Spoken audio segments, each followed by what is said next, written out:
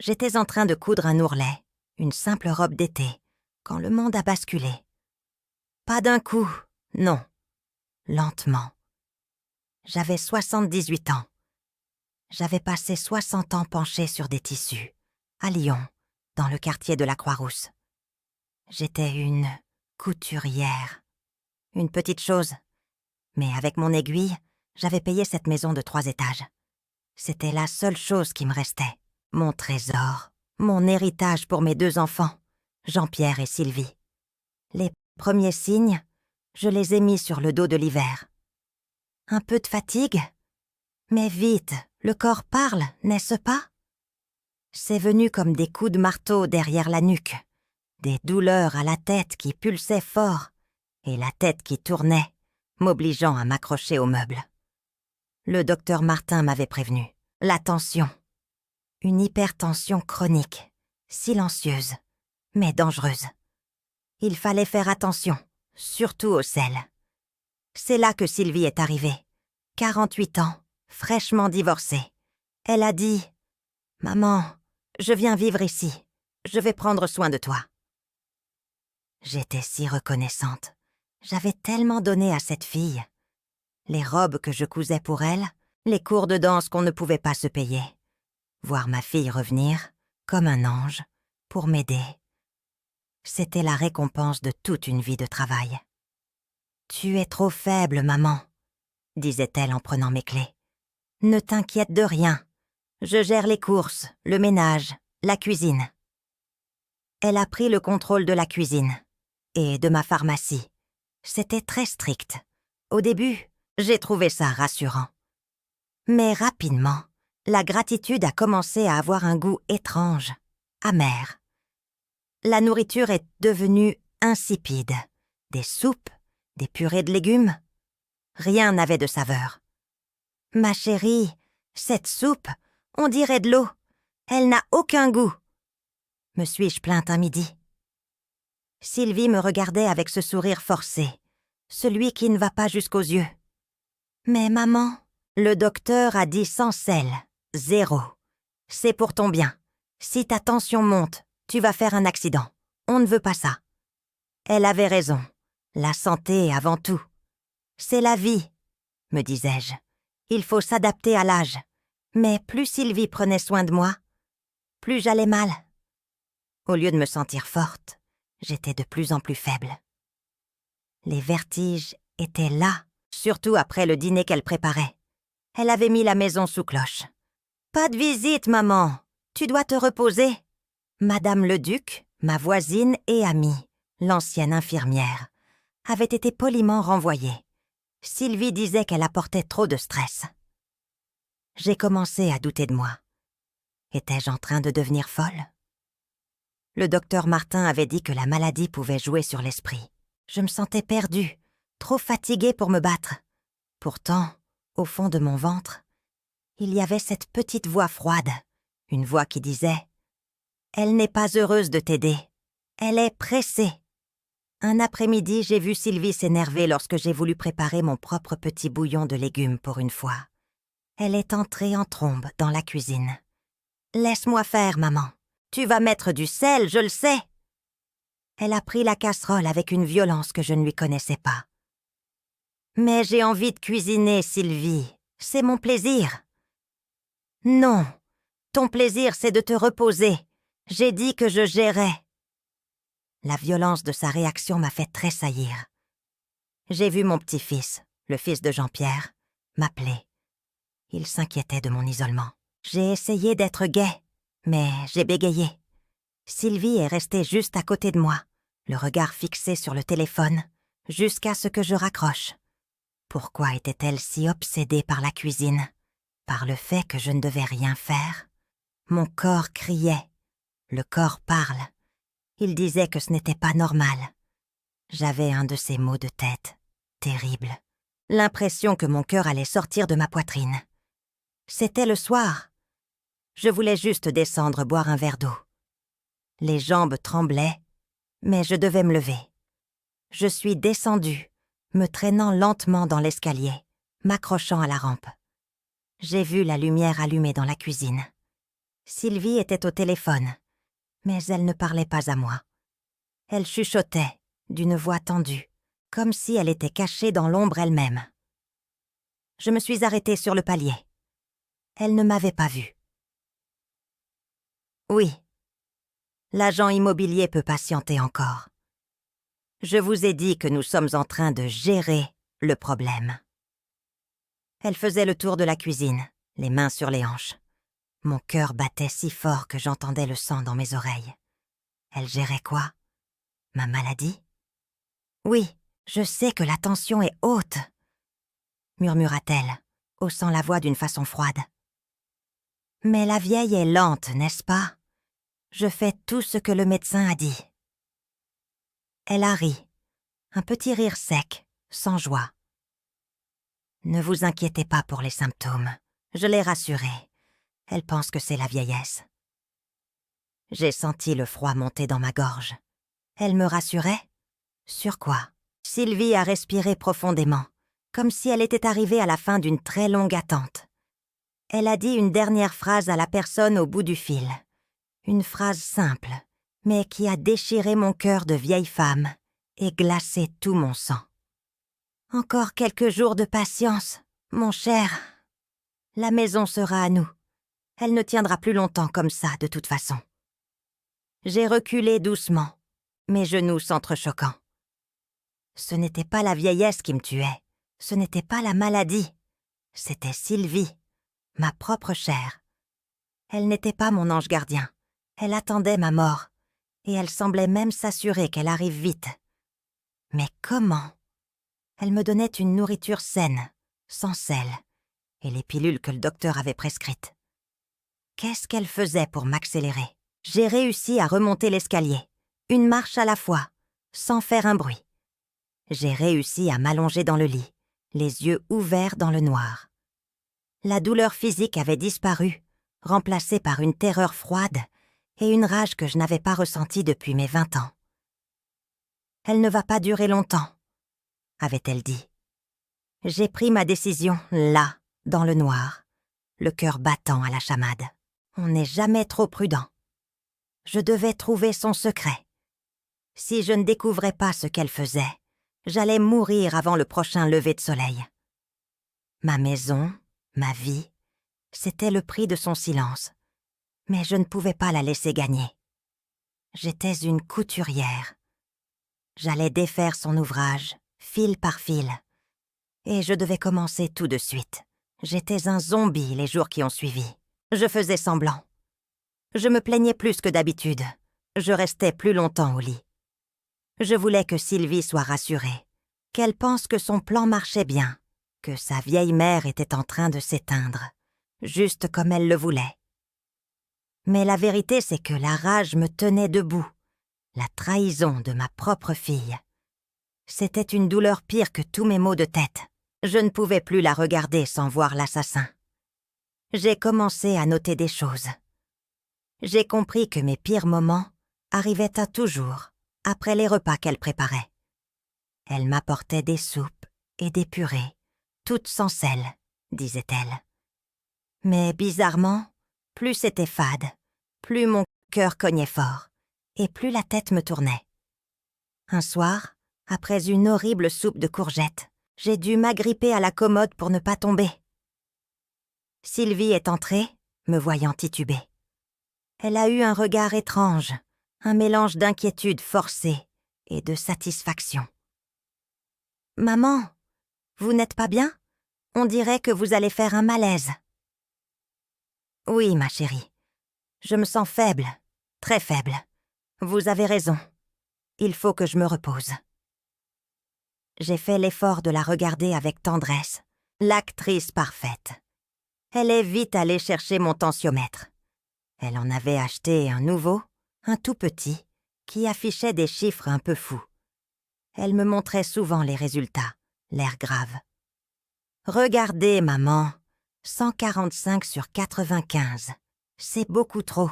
Il faut vraiment éviter le sel. » Mais pourquoi est-ce que je me sentais si mal, alors que le tensiomètre n'affichait pas des chiffres si terribles? Le médecin avait dit que si ça dépassait 160, Il fallait s'inquiéter. Je commençais à me demander si ce tensiomètre bon marché ne cachait pas la vraie tension.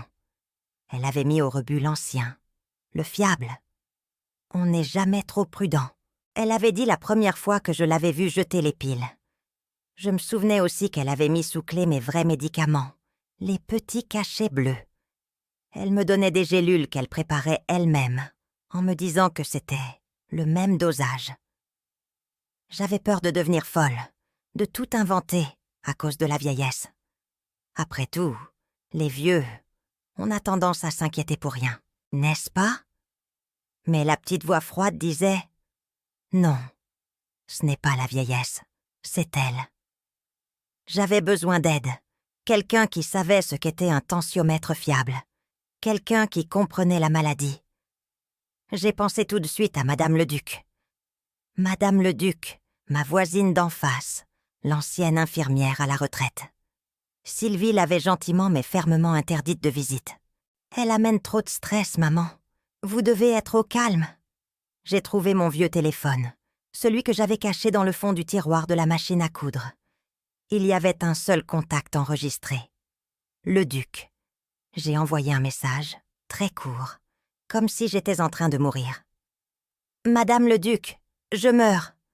Venez demain matin, 10 heures. Cuisine arrière. Pas vu Sylvie. Urgent. » Le lendemain, Sylvie est partie faire ses courses habituelles. Elle prenait toujours 2 heures pour les courses, mais revenait avec un seul sac. Ça aussi, c'était bizarre. 10 heures sonnèrent. J'ai ouvert la petite porte de la cuisine qui donne sur le jardin. Madame Leduc est arrivée, les yeux ronds de peur. Elle était toute maigre dans son imperméable. « Bernadette, qu'est-ce qui se passe? J'ai cru que vous aviez fait une crise. »« Ça va arriver si on ne fait rien, ma chère. Écoutez-moi. » Je lui ai raconté la conversation entendue, le dossier de l'agent immobilier trouvé. Je lui ai montré l'estimation de la maison, 850 000 €. Et les dettes de Sylvie. La motivation était là. Madame Leduc a serré ses mains, l'air sévère. « Cette femme, ça me tient à cœur de vous aider, Bernadette. On ne laisse pas une amie comme ça. » Elle s'est dirigée vers la cuisine. J'ai ramassé un reste de la soupe de la veille, un bouillon qu'elle m'avait forcé à boire pour me réhydrater. Elle me dit que c'est sans sel, Madame Leduc, mais j'ai l'impression que ça me tue plus vite que la tension normale. Madame Leduc a pris la cuillère. Elle a goûté. Elle a froncé les sourcils. Elle n'a rien dit. Elle a ouvert les placards. Elle a trouvé un bocal en verre, un fond de veau spécial cuisinier. Elle a lu l'étiquette. Sa voix était un murmure froid. « Bernadette, regardez ça. » Elle a pointé les petits caractères. « C'est un concentré de sodium, ma chère. 5 grammes de sodium pour 100 millilitres. Votre fille ne met pas de sel de table. Elle utilise des bouillons et des arômes bourrés de sodium caché. C'est pire que si vous mangiez une boîte d'olives. » Mon monde a basculé une seconde fois. L'astuce était ignoble. Elle jouait l'ange gardien en cuisine, me forçant à manger ses bouillons pour la force. Et en même temps, elle injectait du poison lent. C'était pour ça que j'allais mal après le dîner. C'était la bombe à retardement du sodium caché. Mon cœur explosait sous l'effet de cette saleté. « Et les médicaments ?» j'ai demandé, ma gorge serrée. Madame Leduc a examiné les gélules que Sylvie me donnait. Elle a sorti une petite loupe de son sac. « Elles sont pâles, Bernadette. Ce n'est pas la gélule qu'on vous a prescrite. Elles sont diluées, ou alors ce sont des placebos, des bonbons. Elle vous fait croire que vous vous soignez. Pendant ce temps, elle vous surcharge en sodium. Votre corps ne tient pas, la tension grimpe. Et elle attend l'accident. » J'ai senti une nausée terrible. Pas de l'épuisement, mais du dégoût. Ma propre fille. Je me suis assise lourdement. Mais comment? Comment survivre à ça? Elle m'empoisonne à table et elle m'enlève mes vrais médicaments. Madame Leduc est restée calme. « On fait ce qu'on peut, Bernadette. Le moral avant tout. On va vous aider. Elle vous a donné le mal. Je vais vous donner le remède. » La nouvelle réalité m'a frappée de plein fouet. Ce n'était pas de l'oubli, ni une simple négligence. C'était un meurtre prémédité, planifié dans ma propre cuisine, avec les ustensiles que j'avais achetés. Je suis restée un moment, la tête entre les mains. Les larmes ne venaient pas non plus. J'étais sèche, vidée, mais, étrangement, quelque chose de nouveau prenait racine. La faiblesse s'envolait, remplacée par une colère glaciale. La Sylvie que j'ai élevée est morte, j'ai dit finalement. C'était vrai. Il ne restait qu'une prédatrice. Il faut agir maintenant, Bernadette. Vous avez 2 ennemis, Sylvie et votre tension. On va commencer par votre corps. Sylvie ne peut pas contrôler ce que vous faites quand elle n'est pas là. Madame le Duc m'a tirée vers le salon, me faisant asseoir. Écoutez-moi bien. En tant qu'infirmière, je sais que les médicaments ne sont pas toujours la première ligne. Votre corps a une arme secrète que Sylvie ne peut pas vous voler. Elle m'a expliqué la technique, la cohérence cardiaque. J'ai trouvé ça un peu idiot au début, une vieille chose de grand-mère. C'est scientifique, Bernadette. Si vous faites ça correctement, ça peut faire chuter votre pression artérielle de 18 points sur la maximale et 10 sur la minimale. Elle m'a montré. On l'appelle la respiration carrée, ou 4-4-4-4. Inspirez lentement pendant 4 secondes. Retenez le souffle pendant 4 secondes. Expirez lentement pendant 4 secondes. Et ne respirez pas pendant 4 secondes. Et vous recommencez. 2 minutes suffisent. J'étais sceptique. La médecine, c'était les pilules, les injections. Pas des exercices de respiration. Faites-le quand vous sentez les maux de tête arriver. C'est votre anticrise d'urgence. C'est ça qui vous sauvera d'un AVC, pas la cuisine de Sylvie. Madame le Duc a sorti un vrai tensiomètre de son sac. Un modèle professionnel. Pas la babiole de Sylvie. « On va mesurer maintenant », a-t-elle dit. J'ai mis le brassard. Mon cœur battait la chamade, entre la peur et la colère. L'appareil a affiché 172 sur 108. C'est très bas, Bernadette. C'est la zone dangereuse. Respirez maintenant. J'ai fermé les yeux. 4. Je prends l'air. 4. Je bloque. 4. Je lâche. 4. Je vide. C'était long. 2 minutes. Mon corps tremblait un peu, mais j'ai réussi à suivre le rythme. Elle a refait la mesure. J'ai attendu, le cœur suspendu. L'appareil a bipé. 154 sur 98. J'ai ouvert les yeux. Madame le Duc souriait. 18 points en moins sur la maximale, 10 points sur la minimale. En 2 minutes. C'est la preuve, Bernadette. Votre corps peut se défendre. Une vague de force m'a traversée. J'avais un secret, une arme. Sylvie ne pouvait pas me le prendre. J'ai essuyé mes larmes. C'est un cap. J'allais me soigner seule, en secret. Dès cet après-midi, j'ai commencé mon entraînement secret. Chaque fois que Sylvie s'éloignait, chaque fois que j'étais censée dormir, je pratiquais le 4-4-4-4. Je le faisais dans le noir, mon seul ami. J'imaginais que je cousais le rythme de ma respiration, une maille après l'autre, renforçant mon cœur. J'ai aussi commencé mon grand jeu d'actrice. Je jetais en cachette une partie des soupes salées dans l'évier. Je prétendais avoir tout mangé. La méthode fonctionnait. En 1 semaine, je me sentais beaucoup moins faible. Les maux de tête étaient plus légers. J'ai dit à Madame le Duc que je me sentais mieux. Elle a mesuré ma pression tous les 2 jours.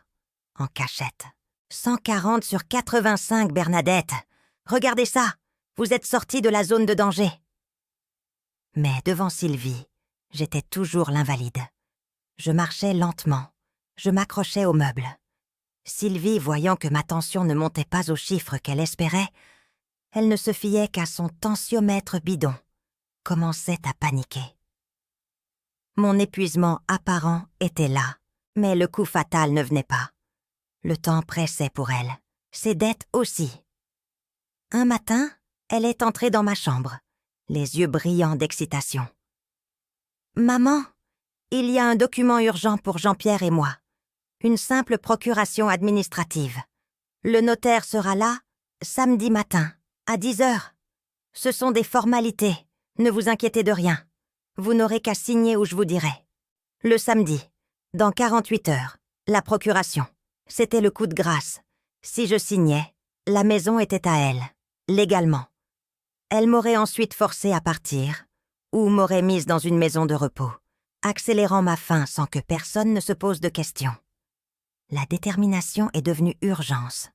J'avais la preuve de la nourriture, le témoignage de Madame le Duc sur les faux médicaments et mon propre rétablissement. Il me manquait l'aveu. Quelque chose d'irréfutable. J'ai repensé au petit enregistreur numérique que mon petit-fils m'avait offert il y a 2 ans. Je ne l'avais jamais utilisé. Je l'ai trouvé sous un tas de lainage. J'ai profité d'une heure où Sylvie était occupée à la laverie. J'ai rampé jusqu'au téléphone fixe dans le couloir, le lieu où elle passait ses appels importants. J'ai glissé le petit enregistreur sous le meuble, le bouton sur « Record ». J'ai repris mon rôle de vieille femme fatiguée. J'ai attendu. Elle est revenue et a tout de suite passé un appel. Elle pensait qu'elle était seule. Oui, tout est prêt. Ma mère est tellement affaiblie. Elle ne voit presque plus clair. Elle ne comprendra rien aux documents. Elle signera samedi matin.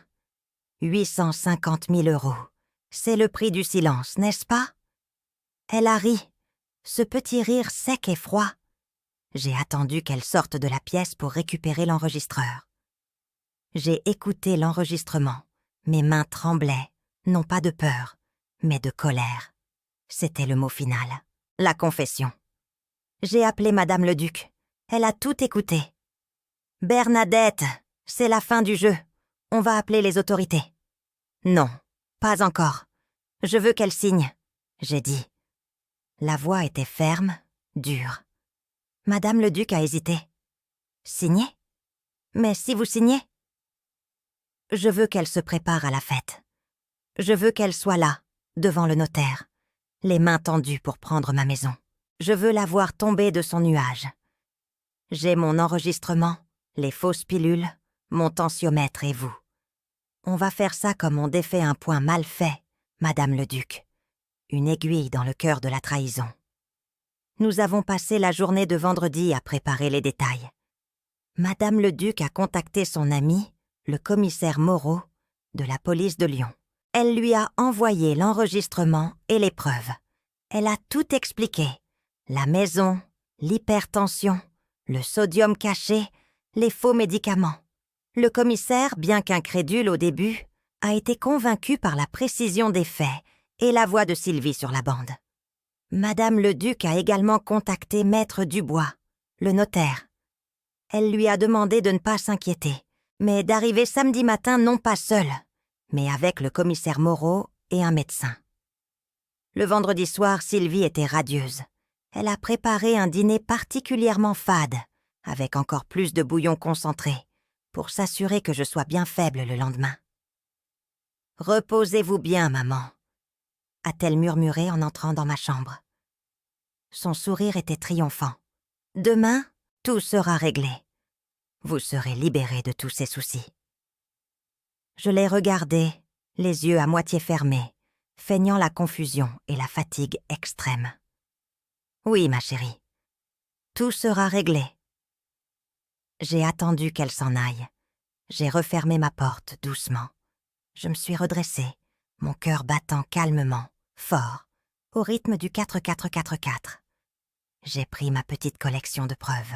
Les fausses gélules dans un sachet, le petit enregistreur numérique dans ma poche de robe de chambre, et mon esprit clair, nourri par la vérité et la respiration.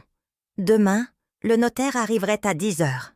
Ce serait l'apogée du plan de Sylvie, le moment où, affaiblie et confuse, je devrais signer ma mort. Mais elle ne savait pas que la couturière n'était plus faible. Elle était armée. Il ne restait que 12 heures. 12 heures avant que Sylvie ne découvre que la vieille femme qu'elle avait tenté d'assassiner était plus vivante que jamais. Avant de continuer, dis-moi d'où tu regardes. J'aimerais beaucoup savoir jusqu'où cette histoire va voyager.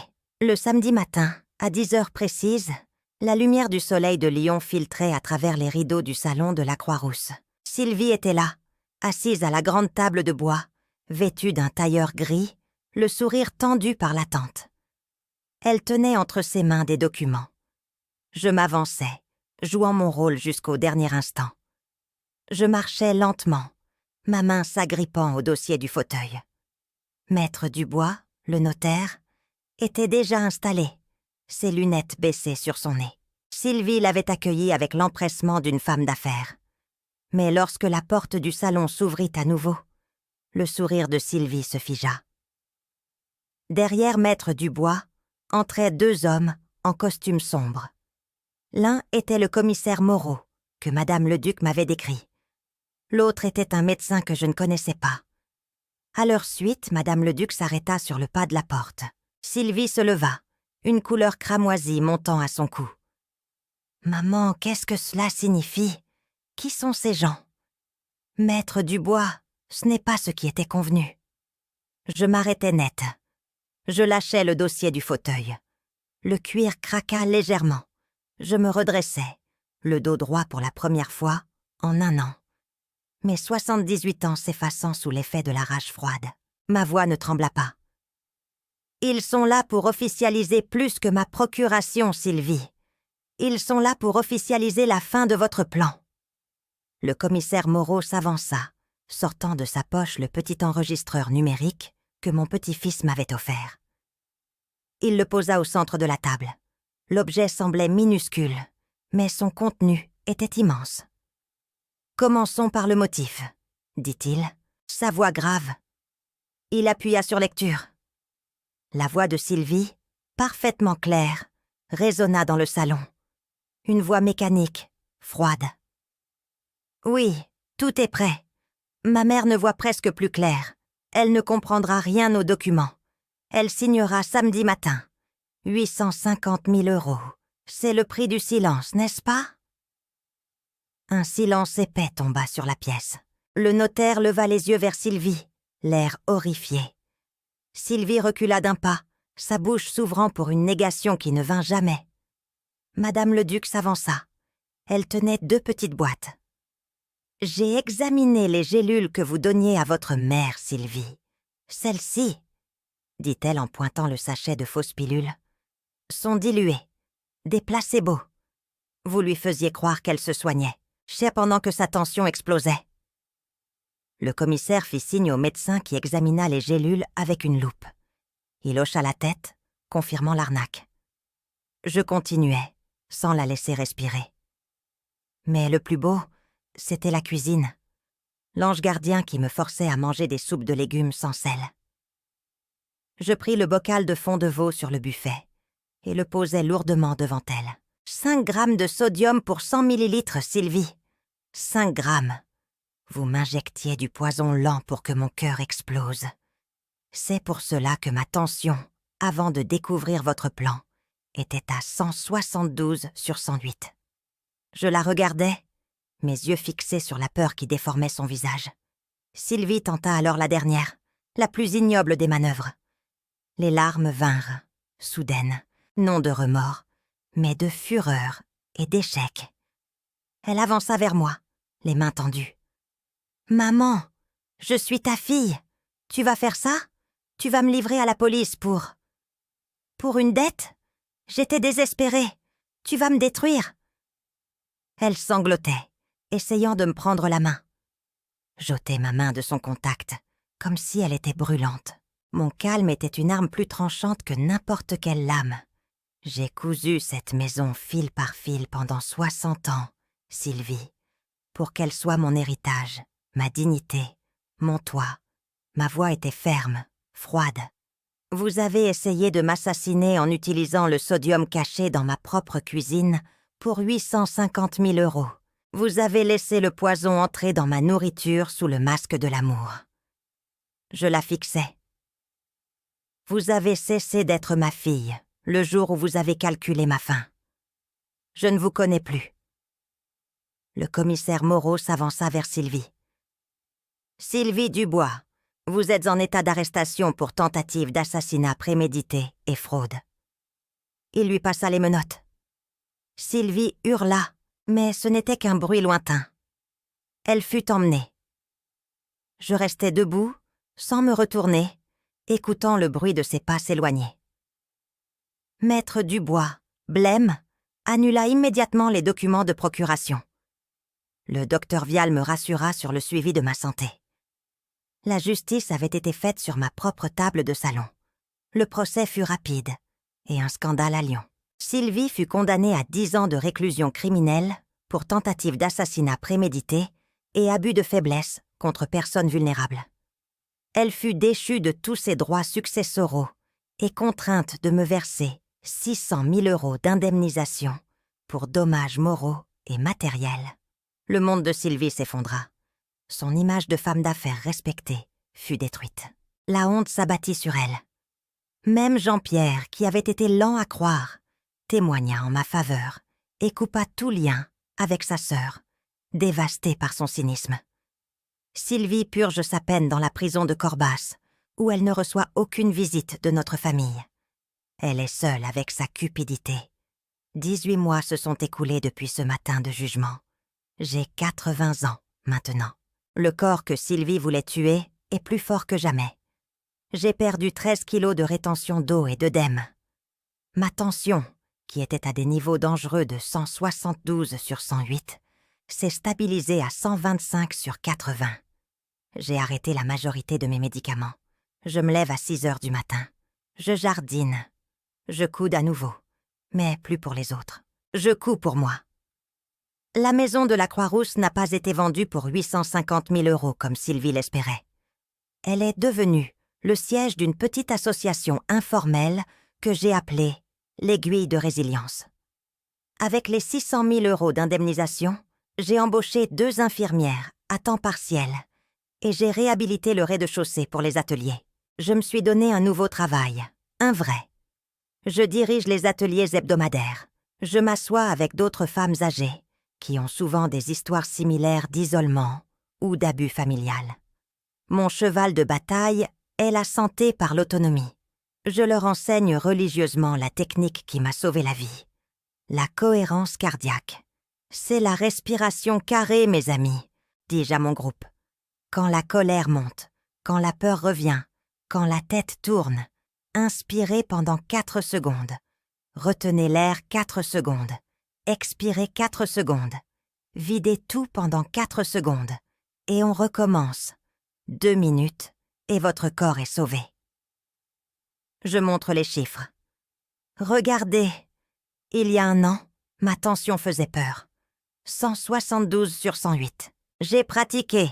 Aujourd'hui, 125/80. Vous pouvez le faire aussi. Sylvie m'a donné la maladie. Madame le Duc m'a donné le remède. Mon devoir est de le transmettre. Nous sommes 25 maintenant dans le groupe. 25 femmes qui ont appris à lire les étiquettes pour débusquer le poison du sodium caché et à respirer pour contrôler leur cœur. Madame le Duc est mon bras droit. Mon petit-fils, Jean-Pierre, vient souvent aider pour l'administration et le petit comptoir que nous avons installé. Il est ma plus grande fierté. Je me suis réconciliée avec la vie. J'ai recousu mon cœur brisé par la trahison. Ce que je fais aujourd'hui, cette transmission, est plus précieux que tous les millions du monde. Parfois, je m'assièrme dans le jardin que j'ai laissé à l'abandon pendant 1 an de maladie simulée. Je sens l'odeur de la lavande qui pousse maintenant dans la terre fertile. Je pense à Sylvie. Elle voulait me réduire au silence pour 850 000 €. Elle voulait que je meure faible et seule. Mais ce qui aurait dû me tuer m'a forcée à vivre, à sortir de l'ombre, à me battre et à me reconstruire. Aujourd'hui, ma pression est parfaite.